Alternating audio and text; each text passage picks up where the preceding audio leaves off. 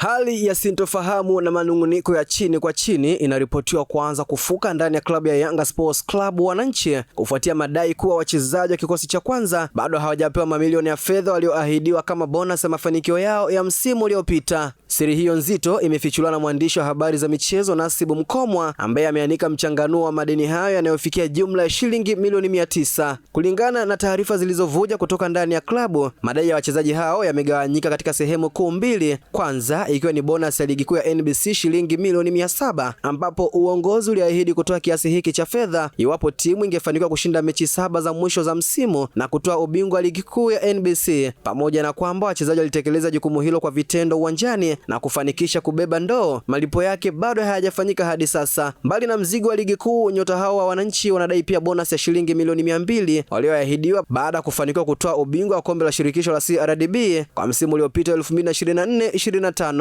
Hali hii inatajwa kuanza kuleta manunguniko ya chini kwa chini miongoni mwa wachezaji, jambo linaloweza kuhatarisha maelewano na utulivu wa timu. Kufuatia ucheleweshaji huo, wachezaji wameiomba bodi na uongozi mkuu wa Yanga kukamilisha ahadi hizo mapema iwezekanavyo. Hatua hiyo inatajwa kuwa muhimu sana katika kulinda morali ya timu wakati huu wanapojiandaa kukabili majukumu mapya na changamoto za msimu ujao wa mashindano. Hadi sasa uongozi wa Yanga bado haujatoa kauli rasmi ya kukanusha au kukiri uwepo wa madeni hayo ya bonasi.